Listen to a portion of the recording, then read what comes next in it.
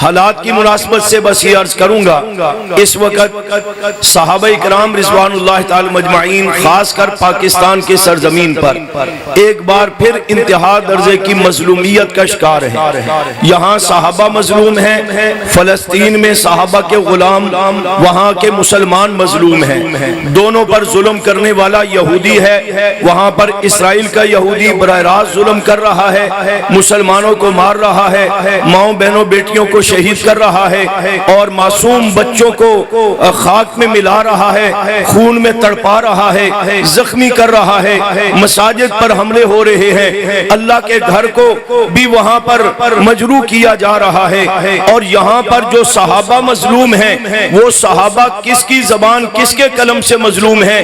وہ بھی انہی یہودیوں کا ایجنٹ ہے جو پاکستان میں صحابہ کے نام کے پتلے بھی جلاتا ہے، صحابہ پر تبرے بھی کر رہا ہے، صحابہ کے خلاف گالم گلوچ کا بازار بھی گرم کیے ہوئے ہے۔ وہاں بھی مسلمانوں پر ظلم کرنے والا یہودی ہے، یہاں صحابہ پر حملے کرنے والا یہودی کا مانوی نسل، یہودی ہی کی نسل ہے جو صحابہ پر حملے کر رہی ہے۔ اور ایسے دونوں بدبختوں کے خلاف قرآن و سنت کے جو احکامات ہیں وہ ہمیں بیداری کا سبق دے رہے ہیں، غیرت ایمانی کا سبق دے رہے ہیں، جرأت کا سبق دے رہے ہیں کہ مسلمانوں پر ظلم کرنے والا یہودی ہو یا صحابہ پر تبرہ کرنے والا یہودی و نسل ہو، دونوں کے خلاف آواز حق بلند کرتے ہوئے جب تک آپ میدان عمل میں نہیں نکلیں گے اور جہاد کے لین پر چلتے ہوئے، چاہے وہ قلم سے جہاد ہو، وہ زبان سے جہاد ہو، حکمران اعلان کریں تو وہ مسلح جہاد بھی ہو، اس وقت تک یہ بدبخت یہودی جو ہے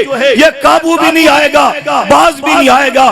اس کے لیے ضروری ہے کہ ہمیں ایمانی جرأت اور جذبے کے ساتھ اتحاد اور اتفاق پیدا کرتے ہوئے میدان عمل میں نکلنا چاہیے۔ اور اس کے لیے تمام صحابہ بیت، ان کی جرأتیں ہمارے لیے مثال ہے، ان کی استقامت ہمارے لیے مثال ہے۔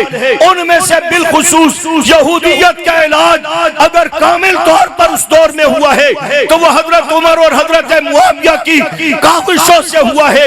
اس دور میں بھی اگر آپ اس یہودی اور یہودی نسل، اس بدبخت صحابہ کے گستاخ رافضی کافر کا علاج کرنا ہے، اس کے لیے جرأت عمری اپنانی پڑے گی، اس کے لیے جرأت معاویہ اپنانی پڑے گی۔ وہ جرأت اپنا کر آپ میدان میں نکل آئے، پھر ہم دیکھتے ہیں کہ مسلمانوں پر یہودی حملے کیسے کرتا ہے اور صحابہ پر یہودی اور نسل بکواس کیسے کرتا ہے۔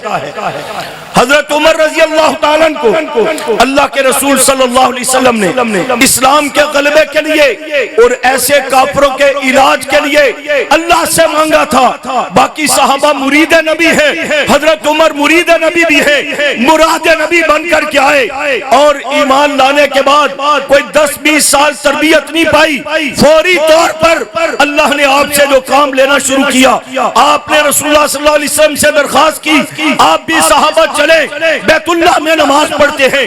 کہا آپ کی قوم رکاوٹ ہے، عمر رضی اللہ تعالیٰ فرماتے ہیں عمر ایمان لے آئے پھر بھی یہ قوم رکاوٹ بنے گی۔ آپ کو لے کر جب حضرت عمر باہر نکلے، کافروں کا للکارا کہ آؤ جس نے اپنی بیوی کو بیوہ کرانا ہے، بچوں کا یتیم کرانا ہے، عمر کلمہ پڑھ کے صحابی رسول بن چکا ہے، محمد رسول اللہ کا غلام بن چکا ہے، آؤ عمر کا سامنا کرو۔ ایمانداری سے بتاؤ کوئی کافر سامنے آیا؟ آپ کی للکار کا جواب کسی نے دیا؟ آپ آہستہ بول رہے ہیں۔ حضرت عمر کی للکار کا جواب کسی نے دیا؟ کوئی بھی سامنے نہیں آ سکا۔ یہ نہیں کہ کافروں مشرکوں میں کوئی پہلوان نہیں تھا، کوئی بہادر نہیں تھا، بڑے بڑے بیمان، بڑے بڑے فن خان موجود تھے، لیکن عمر کی للکار کا سامنا کوئی نہیں کر سکا۔ میرے آقا صلی اللہ علیہ وسلم نے فرمایا تھا عمر جس راہ سے تو گزرتا ہے شیطان وہ رستہ چھوڑ جاتا ہے۔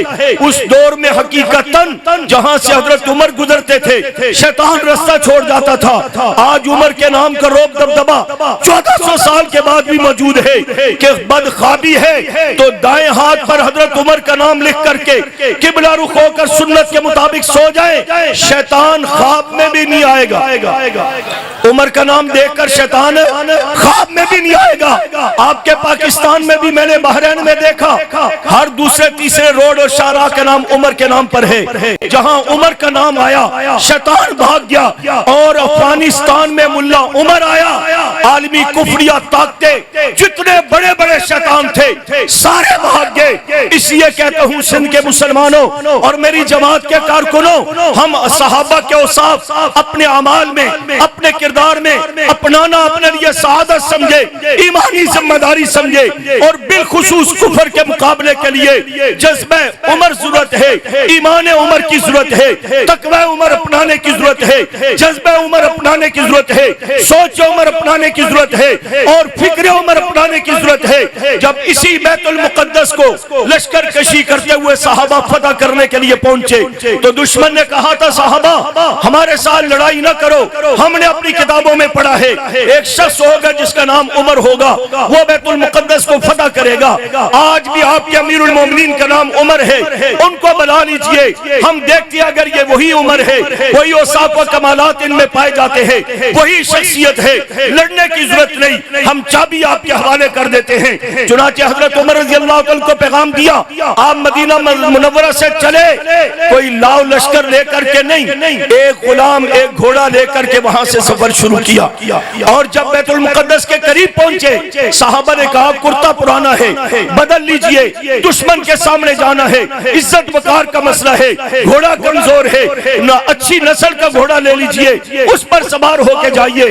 حضرت عمر نے فرمایا خبردار، ہمارے لیے جو عزت اسلام نے مقرر کی ہے ہمارے لیے وہی عزت ہے، اس سے بڑھ کر کوئی عزت نہیں. اور رستے میں آتے ہوئے کبھی غلام سوار ہے، کبھی حضرت عمر سواری کرتے ہیں.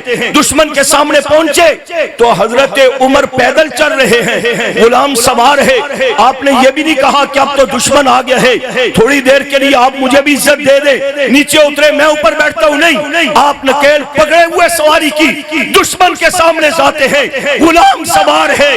اور دشمن نے بھی حضرت عمر کو 2-4 دن اپنے پاس ٹھہر کر کے ان کو اٹھنا بیٹھنا اخلاق و کردار نہیں دیکھا، بلکہ لمحہ بھر میں عمر پر نظر پڑی، سراپہ اقدس کو دیکھا، عمر کے چہرہ مبارک کو دیکھا، لباس مبارک کو دیکھا، جلالت کو دیکھا، جرت کو دیکھا، ایمان کو دیکھا، تو ساتھ والے کو کونی مار کر کے کہتے ہیں یہ وہی عمر ہے جس کا تذکرہ ہماری کتابوں میں ہے. قبل اس سے کوئی بات آگے بڑھے، جاؤ یہ بیت المقدس کی چابی عمر کے حوالے کر دے. مسلمانوں، ایک عمر فاتح بیت اللہ، بنیادی طور پر حقیقی طور پر رسول اللہ صلی اللہ علیہ وسلم فاتح بیت اللہ ہیں سن 8 ہجری میں، لیکن ابتدا میں حضرت عمر نے نماز پڑھائی. ایک عمر تنہا فاتح بیت اللہ، وہی عمر تنہا فاتح بیت المقدس. آج اربوں خربوں مسلمان بیت اللہ بھی سازشوں کے نرغے میں، بیت المقدس بھی کافروں کے نرغے میں. کیوں؟ سوچنے کی ضرورت ہے. حکمرانوں سے بھیک مانگتے رہو گے.